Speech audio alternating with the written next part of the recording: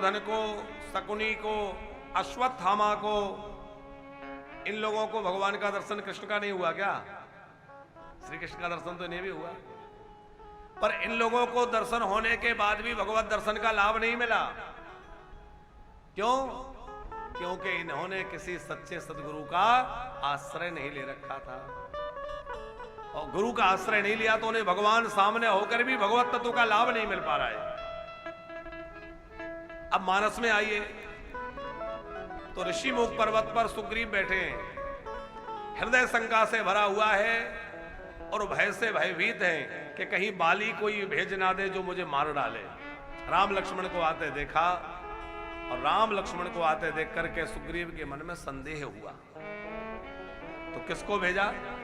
हनुमान जी को। हनुमान जी ने परिचय कराया, डरो मत, ये तो तुम्हारे कल्याण के लिए आए।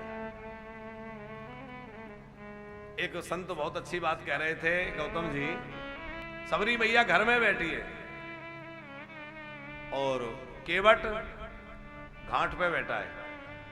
केवट घाट पे बैठा है और सबरी घर में बैठी है, तो केवट को भी भगवान मिले और सबरी को भी भगवान मिले। तो इसका मतलब या तो घर में रहो या घाट में रहो। एक घर में सबरी की कुटिया को गोस्वामी जी ने घर ही कहा है। सबरी देख राम गृह आवा, तो सबरी के घर में ही चलते हुए राम पहुंच गए, सबरी को कहीं जाना नहीं पड़ा। क्यों? गुरु वचनों पे विश्वास।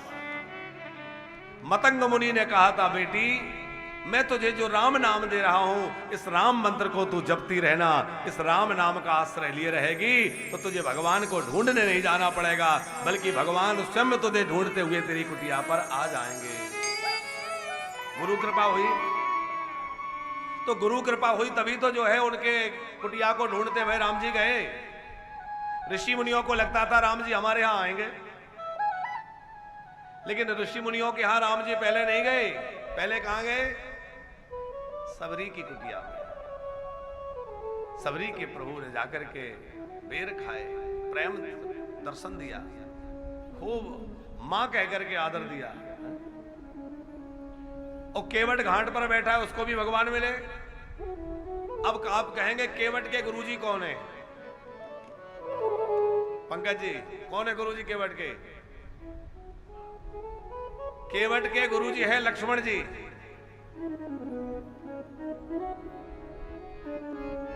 राम जी से केवट बोला, जब राम जी आए गंगा जी के तट पर, तो केवट बोला, मांगी नाम नाम केवट आना, कहा वो तुम्हार मरम में जाना, वो तुम्हार मरम में जाना। मांगी नाम नाम केवट आना, मांगी नाम नाम केवट आना, कहा हो तुम्हारा मरम में जाना, तुम्हारे मरम में जाना। केवट बोला, सरकार मैं तुम्हारा मरम जानता हूं, इसलिए नाव नहीं लाऊंगा। राम जी मुस्कुराए कि मेरा मर्म और ये केवट, अरे मेरा मर्म ब्रह्मा जी नहीं जानते, भगवान शंकर नहीं जानते, बड़े बड़े विद्वान ऋषि मुनि तपस्वी महात्मा नहीं जानते, और बिना पढ़ा लिखा एक साधारण केवट कह रहा है मैं तुम्हारे मर्म को जानता हूं, तो कैसे जानता है? केवट मुस्कुराया, सरकार गुरु कृपा है। तो राम जी ने पूछा कि अच्छा भैया केवट ये तो बताओ तुम्हारे गुरुजी कौन है? केवट बोला, सरकार मेरे गुरुदेव जो है वो ये लक्ष्मण जी है। राम जी ने कहा, क्यों लक्ष्मण? अभी वन में आए हुए 4 दिन नहीं हुए और तुमने चेला बनाना भी शुरू कर दिया। अभी तो बलकल वस्त्र धारण किए हुए, मुनि वेश बनाए हुए हमें कितना समय हुआ है, और तुमने चेला भी बनाना शुरू कर दिया। लक्ष्मण जी बोले नहीं नहीं सरकार, मैंने कब इसको चेला बनाया, मैंने तो कभी बनाया ही नहीं। केवट बोला कि जब आप पिछली रात्रि में निषाद के यहां कुटिया बना के सो रहे थे, पर्णकुटी में आप विश्राम कर रहे थे, तो श्री लखनलाल जी बाहर वीर आसन में बैठ के पहरा दे रहे थे।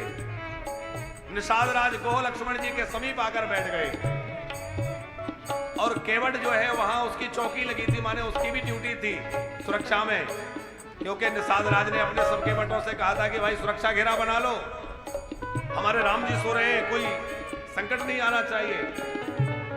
तो वहां रहने वाले कोल भील किरात जो है वो सब सुरक्षा में धनुष्बाण अस्त्र शस्त्र लेके बैठे थे। तो वहां पर केवट भी नियुक्त था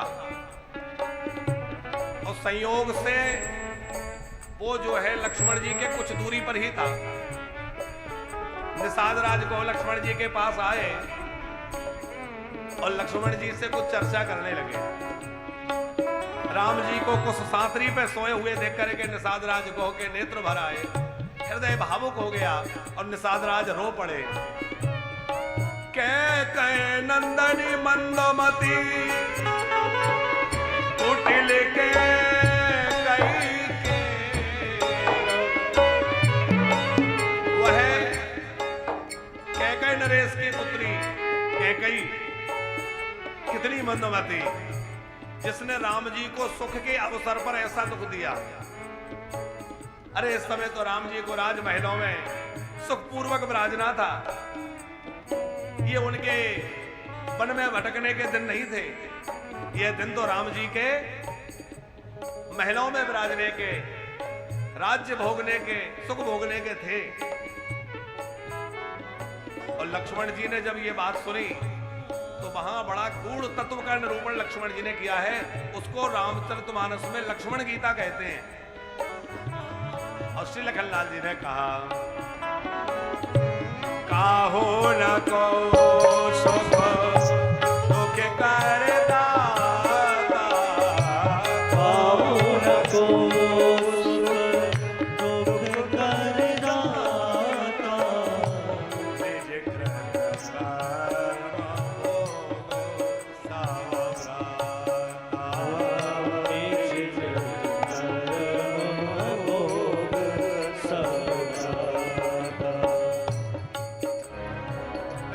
कर्म समझाया लक्ष्मण जी ने।